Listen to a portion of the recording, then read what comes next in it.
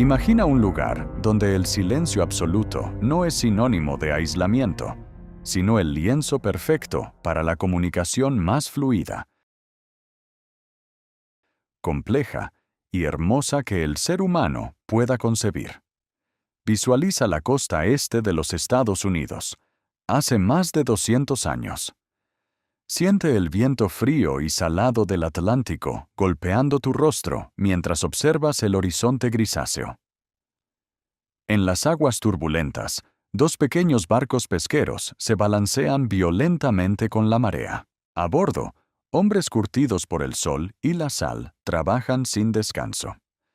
De repente, uno de los pescadores deja sus redes, se pone de pie desafiando el oleaje y levanta las manos. A cientos de metros de distancia, en medio del rugido ensordecedor del océano y los graznidos de las gaviotas, el pescador del otro barco le responde con gestos amplios, rápidos y precisos. Están teniendo una conversación detallada sobre la pesca del día, sobre el clima, sobre sus familias, sin emitir un solo sonido. Nadie grita, nadie fuerza la garganta. El rugido del mar es irrelevante porque su idioma sobrevive a la tormenta. Ahora, acompáñame a tierra firme, a las pequeñas y pintorescas calles del pueblo. Entremos en la iglesia un domingo por la mañana. El reverendo está en el púlpito entregando su sermón con fervor. Pero si miras hacia los bancos de madera gastada, verás algo extraordinario. La congregación entera, desde los ancianos encorvados hasta los niños más pequeños, están hablando entre ellos. Las manos vuelan en el aire, dibujando palabras en el espacio vacío, comentando el sermón, haciendo bromas, compartiendo chismes de la semana. Los niños, sentados en las austeras escuelas del pueblo, se pasan mensajes enteros a espaldas de los profesores sin mover los labios. En la plaza, el carnicero regatea con el herrero usando movimientos de dedos tan naturales como respirar. Estás en la isla de Martha's Vineyard, específicamente en los asentamientos de Chilmark y Squipnocket. Y lo que estás presenciando no es una coreografía ensayada ni un ritual secreto. Estás viendo una sociedad donde la sordera simplemente no existe como concepto. En este lugar, en esta época, 1 de cada 4 personas nacía con sordera profunda. 25% de la población no podía escuchar el trinar de los pájaros, ni el crujido de la nieve bajo sus botas, ni el sonido de su propia risa. En cualquier otra parte del planeta, en ese mismo instante histórico, esas personas habrían sido consideradas parias, deficientes, cargas para sus familias, marginados obligados a vivir en las sombras de la ignorancia, sin educación y sin futuro. Pero aquí, en este pedazo de tierra rodeado de agua, ocurrió un milagro sociológico sin precedentes. La comunidad no aisló a los sordos. La comunidad entera se adaptó a ellos. Los oyentes, los que tenían sus oídos en perfecto estado, no vieron la sordera como una tragedia médica que debía ser curada o escondida. Simplemente aprendieron el idioma.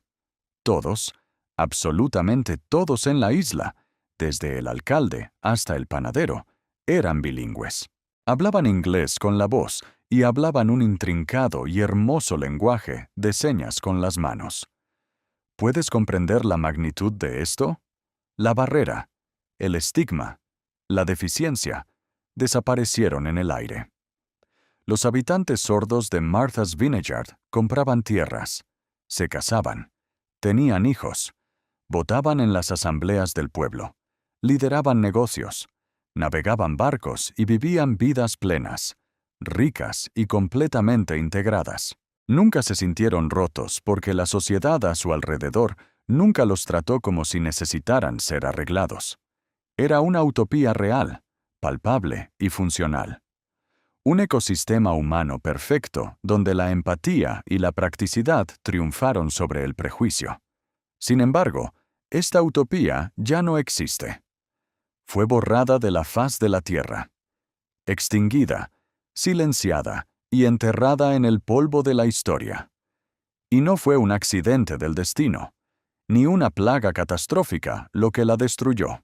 Fue el ego desmedido, la arrogancia intelectual y la intervención deliberada de un hombre al que los libros de historia han idolatrado durante más de un siglo. Un hombre que descubrió este paraíso de inclusión y, aterrorizado por lo que significaba para sus propias teorías eugenésicas, decidió que el mundo jamás debía conocer la verdad. Ese hombre fue Alexander Graham Bell. Pero para entender la magnitud del crimen intelectual de Bell y la profundidad de lo que la humanidad perdió, debemos retroceder aún más en el tiempo. Debemos entender cómo nació este oasis de silencio. El reloj retrocede hasta el año 1694. El mundo es vasto, oscuro y desconectado. En la región de Kent, en Inglaterra, un carpintero llamado Jonathan Lambert toma la decisión que cambiará el curso de la historia genética de un rincón de América. Lambert empaca sus escasas pertenencias, sube a un barco de madera que cruje bajo el peso de las olas atlánticas y emprende el peligroso viaje hacia el Nuevo Mundo. Lambert lleva consigo sus herramientas de carpintería, sus esperanzas y algo más, algo invisible en su sangre y en sus manos, una mutación genética recesiva para la sordera y una variante de la lengua de señas regional de Kent. Lambert se asienta en la remota isla de Martha's Vineyard.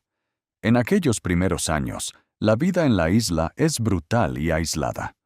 Los inviernos son largos, despiadados e interminables. Las tormentas de nieve bloquean cualquier intento de viajar al continente. El océano, que en verano es una fuente de vida, en invierno es una prisión de agua helada. Debido a este aislamiento geográfico y social extremo, la población de la isla comienza a casarse entre sí. Vecinos se casan con vecinos, primos lejanos con primos lejanos. Este fenómeno, conocido como endogamia, crea un cuello de botella genético perfecto.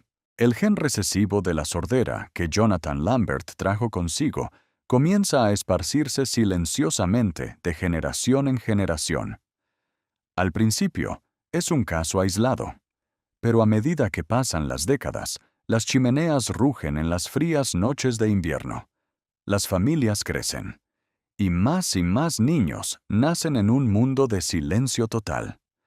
Para mediados del siglo XIX, alrededor de 1854, la estadística alcanza su pico asombroso. En el pequeño enclave de Squipnocket, 1 de cada 4 niños nace sordo. En Chilmark, la proporción es de 1 por cada 25. Es una concentración demográfica que desafía cualquier registro médico de la época. Y aquí es donde ocurre la magia humana.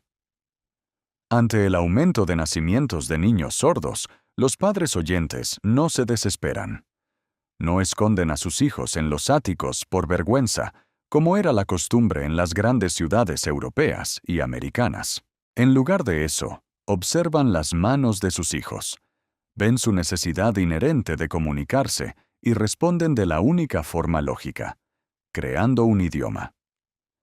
La lengua de señas de Kent que trajo Lambert se fusiona con gestos locales, signos inventados por las familias y, eventualmente, con lenguajes de señas traídos por otros inmigrantes. Nace así la lengua de señas de Martha's Vineyard, un idioma rico, con su propia gramática, su propia sintaxis, capaz de expresar la poesía más profunda y la ciencia más compleja.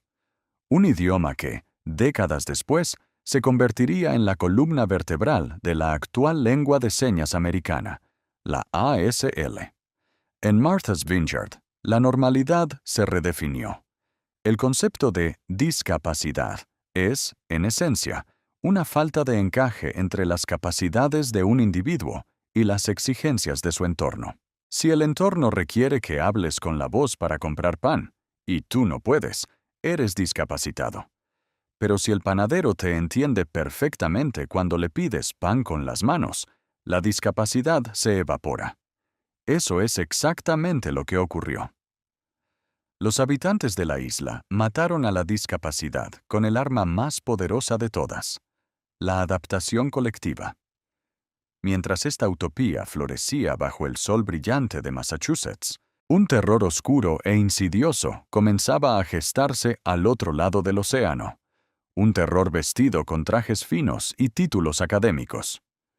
Deja la tranquila isla por un momento y viaja conmigo a Europa. Es septiembre de 1880.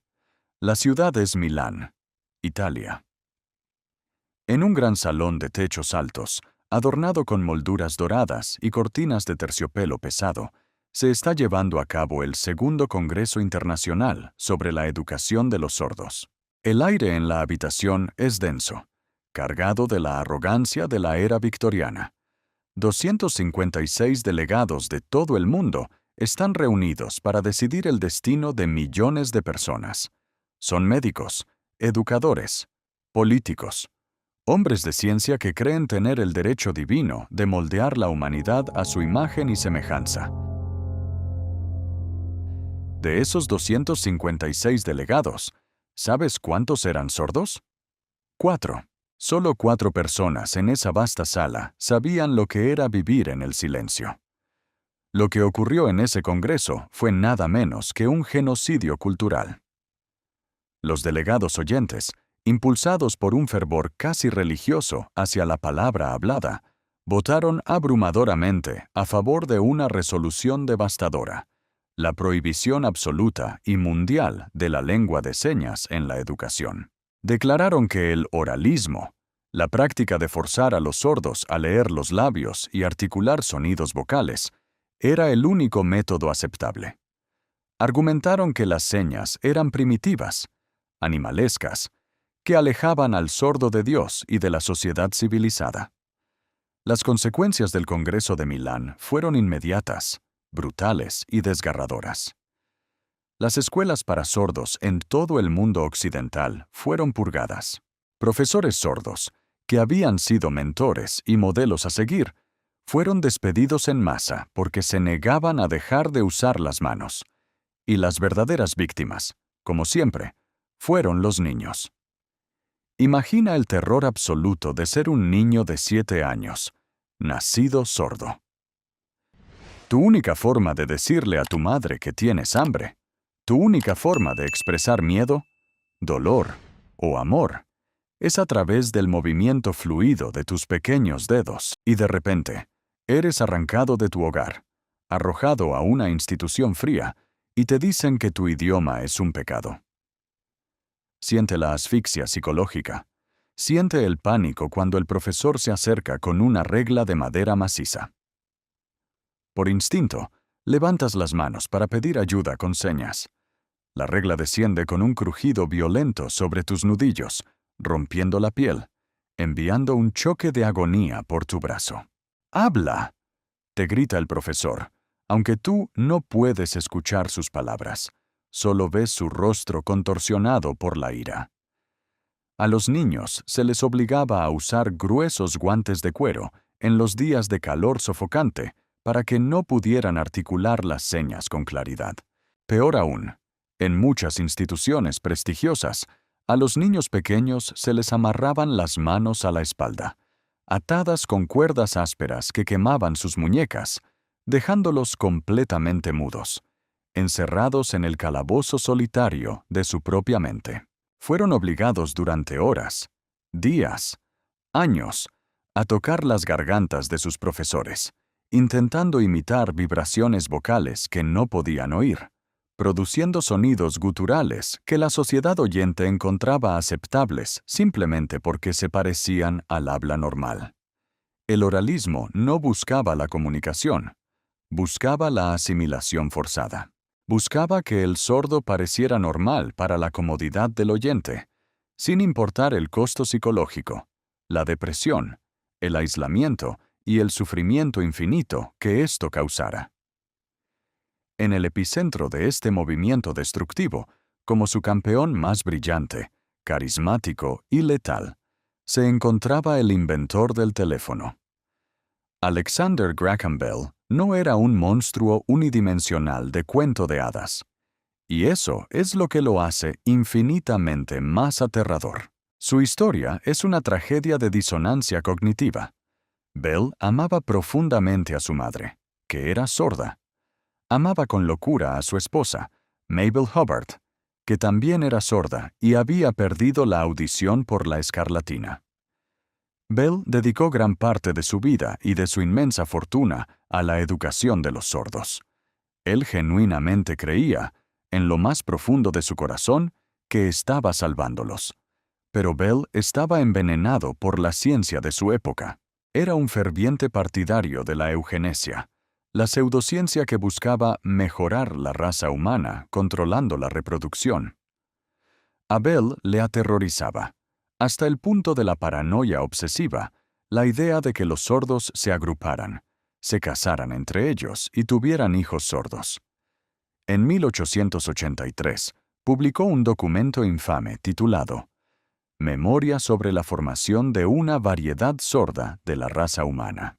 En este texto, Bell advertía a los gobiernos del mundo que si se permitía que los sordos usaran lengua de señas, formarían sus propias comunidades, se aislarían y procrearían, creando una subespecie defectuosa.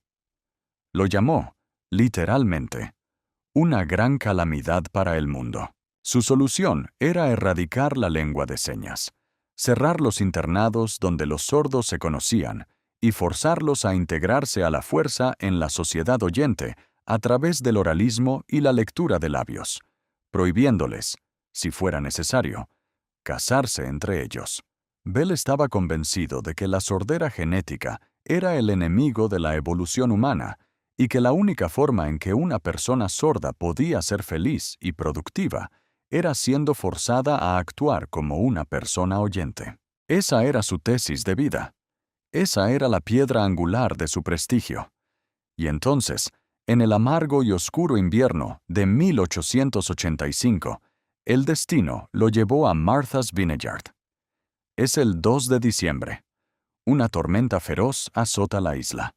El cielo es un lienzo negro y morado, desgarrado por ráfagas de viento aullante que hacen temblar las ventanas de las cabañas de madera. Un barco de vapor, desafiando el mar embravecido, logra atracar en el muelle. De él desciende un hombre alto, de barba tupida y mirada penetrante, envuelto en un abrigo pesado, protegiéndose del frío cortante. Alexander Graham Bell ha llegado, no como el héroe de las telecomunicaciones, sino como un investigador obsesionado, un cazador tras la pista de su gran pesadilla. Bell había escuchado los rumores sobre Chilmark y Squibnocket.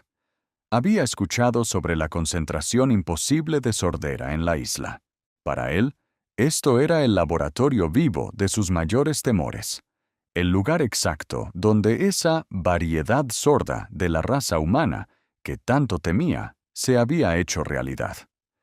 Vino a documentar el horror, a advertir al gobierno americano, a mostrarle al mundo el abismo de degradación genética al que conduciría la endogamia y la lengua de señas. Durante semanas, en medio del sombrío invierno isleño, Bell se adentró en las casas. A la luz parpadeante de las velas de sebo, se sentó con las familias. Con su meticulosidad científica, trazó gigantescos y complejos árboles genealógicos en grandes pliegos de papel pergamino. Rastreó las líneas de sangre, cruzó los matrimonios, documentó cada nacimiento, cada muerte, cada individuo oyente y sordo de la isla remontándose a Jonathan Lambert. Las sombras danzaban en las paredes mientras él interrogaba a los aldeanos. Pero mientras Bell acumulaba datos, algo perturbador comenzó a fracturar su mente. Una disonancia cognitiva abrumadora lo golpeó con la fuerza de la tormenta exterior. Lo que vio en Martha's Vineyard destruía completamente el trabajo de su vida. Esperaba encontrar aislamiento, miseria, mentes atrofiadas por la falta de habla vocal. Esperaba encontrar a los sordos viviendo en la periferia de la sociedad, como ciudadanos de segunda clase mendigando comprensión. En cambio, encontró a hombres y mujeres sordos que eran los miembros más prósperos, respetados y educados de la comunidad. Encontró que las personas sordas tenían familias numerosas y felices, ingresos más altos que la media, tasas de criminalidad nulas y una participación cívica impecable. Y lo más aterrador para Bell, descubrió que los oyentes usaban las señas con la misma alegría y naturalidad. La isla probaba, sin lugar a dudas, que la teoría de Bell era basura. Probaba empíricamente que la lengua de señas no aislaba a las personas, las conectaba profundamente. Probaba que el oralismo era una tortura innecesaria. Probaba que el problema nunca había sido la incapacidad de los sordos para hablar, sino la absoluta falta de voluntad del mundo oyente para escuchar con los ojos. Si Bell publicaba estos hallazgos, si le mostraba al mundo que existía una sociedad perfecta, donde sordos y oyentes convivían en igualdad, gracias a la lengua de señas, todo su imperio ideológico se derrumbaría. El Congreso de Milán quedaría expuesto como una farsa cruel. Su cruzada personal para obligar a los sordos a articular palabras a la fuerza perdería toda justificación científica. Alexander Graham Bell, el visionario, el científico, el benefactor de la humanidad, se enfrentó a la verdad pura y dura, y parpadeó. Eligió el ego sobre la ciencia. Eligió su propia reputación sobre la liberación de millones de niños que en ese mismo instante estaban siendo golpeados por usar sus manos en escuelas de todo el mundo. Cometió un crimen intelectual imperdonable. Bell tomó su masiva y meticulosa investigación genealógica, los datos crudos que probaban la utopía de la isla, y tomó una decisión consciente de acobertamiento. Mandó a hacer 3 copias de su trabajo. Solo 3. ¿Qué hizo con la evidencia de este paraíso funcional? La primera copia, según los registros históricos, fue consumida por el fuego en un incendio, reducida a cenizas grises que se llevó el viento. La segunda copia fue enterrada deliberadamente en lo más profundo de un oscuro archivo estatal en Nueva York. Catalogada malintencionalmente, oculta entre millones de papeles intrascendentes donde nadie jamás la buscaría.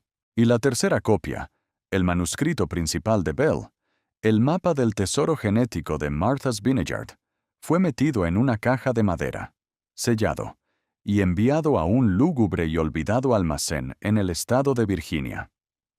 Allí, en la oscuridad, rodeada de polvo y telarañas, la prueba documental de que los sordos no necesitaban ser arreglados permaneció escondida bajo llave. Por 93 largos, angustiosos y dolorosos años. 93 años durante los cuales generaciones de niños sordos siguieron teniendo sus manos atadas. 93 años en los que el oralismo de Bell dominó el mundo, esparciendo el trauma y el aislamiento. Él regresó a su mansión, continuó su vida como el héroe celebrado que inventó el teléfono, y nunca, jamás, publicó una sola palabra sobre la profunda normalidad funcional que presenció en la isla. Dejó que la utopía muriera en silencio. Y la utopía, trágicamente, sí murió. El tiempo, ese enemigo implacable, hizo el resto del trabajo sucio.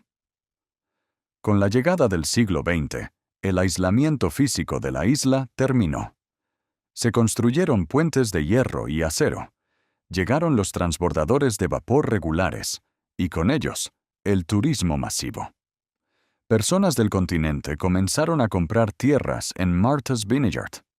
Los jóvenes de la isla comenzaron a viajar, a estudiar fuera y a casarse con personas del exterior. El estanque genético, que había estado cerrado durante 2 siglos, se abrió de golpe y se diluyó rápidamente en el inmenso mar genético del continente. Además, las nuevas leyes estatales impulsadas por los partidarios de Bell exigieron que los pocos niños sordos que aún nacían en la isla fueran enviados a escuelas e instituciones en el continente. Fueron arrancados de la comunidad, donde eran iguales, y lanzados a escuelas oralistas, donde eran tratados como deficientes.